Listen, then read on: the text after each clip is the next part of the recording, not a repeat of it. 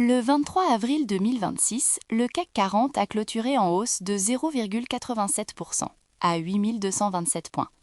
En apparence, une belle séance. Mais regardez d'où vient cette hausse. Le PMI composite de la France est tombé à 47,6 en avril, son plus bas niveau depuis 14 mois. Les services s'effondrent à 46,5. Le baromètre S&P Global parle son détour d'une accélération de la contraction. Les ménages et les entreprises ont réduit leurs dépenses. La deuxième économie de la zone euro recule. Ce n'est pas une rumeur. C'est le signal le plus clair envoyé depuis plus d'1 an sur l'état réel de l'économie française. Et pourtant, ce même jour, un seul titre a suffi à tirer l'indice tout entier vers le haut. ST Microelectronics a bondi de 14,44%, clôturant à 42,87 €. Depuis le 1er janvier, l'action affiche désormais un gain de 79%. 79% en moins de 4 mois, dans un contexte de guerre au Moyen-Orient, de Brent à 103 $ et d'économie française qui contracte. La question n'est pas de savoir si STM a bien publié. Elle a bien publié. La question est de savoir pourquoi un fabricant de semi-conducteurs franco-italien décolle au moment précis où tout le reste du paysage économique envoie des signaux inverses. Sur les 3 premiers mois de 2026, ST Microelectronics a enregistré un chiffre d'affaires de 3,095 milliards de dollars, en recul de 7% par rapport au trimestre précédent, mais en progression de 23% sur un an. Et surtout, la société visait, au point médian, 3,04 milliards. Le consensus des analystes attendait 3,06 milliards. Le résultat est au-dessus des deux. Les prévisions pour le trimestre suivant sont bien meilleures qu'attendues, selon BFM Bourse. Jefferies anticipe un relèvement du consensus sur le bénéfice par action de 15% à 19% pour l'ensemble de l'année. Ces chiffres n'ont rien à voir avec la conjoncture française, et c'est précisément là que réside le décalage. STM ne vend pas ses puces aux consommateurs français, ni aux PME de services qui font plonger le PMI. Elle les vend aux constructeurs de satellites en orbite basse, aux équipementiers de centres de données, aux fabricants liés à l'intelligence artificielle. Ce sont des marchés qui obéissent à des cycles différents, pilotés par des commandes longues, des investissements en capital pluriannuels, des besoins en capacité de calcul qui n'attendent par la conjoncture européenne. Mais il y a une limite à ce raisonnement. STM vend aussi aux constructeurs automobiles.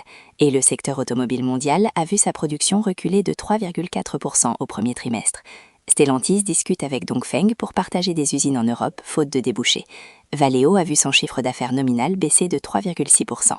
Le lien entre STM et l'auto n'a pas disparu. Il s'est simplement dilué au profit de la partie centre de données et intelligence artificielle. C'est ce changement de mix qui explique la session du 23 avril. Non pas la macro, non pas le pétrole, non pas la géopolitique, mais le rééquilibrage interne d'un groupe entre deux cycles de demande qui évoluent en sens opposé en ce moment. Il reste une variable que le marché n'a pas encore intégrée.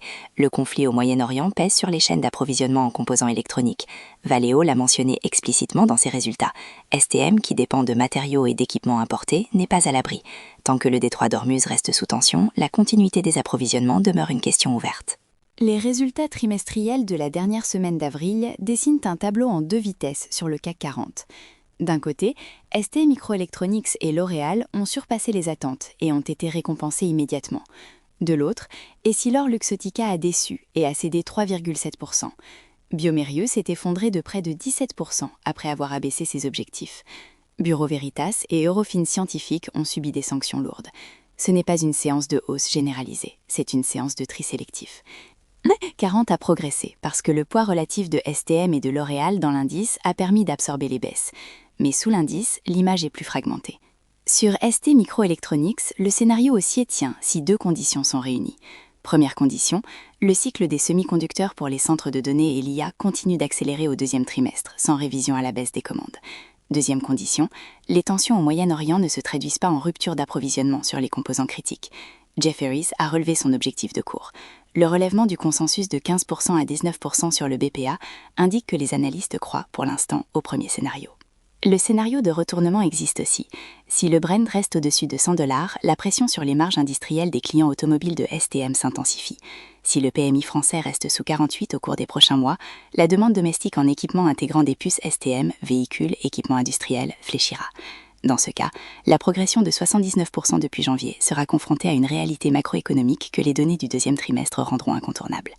Le prochain indicateur à surveiller, la publication du PMI de mai, prévue fin mai.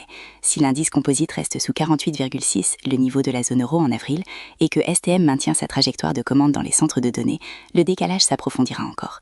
Ce serait le signal que le marché price non plus l'économie française, mais le cycle mondial de l'IA. Une distinction qui change tout à la lecture du CAC 40 pour les prochains mois.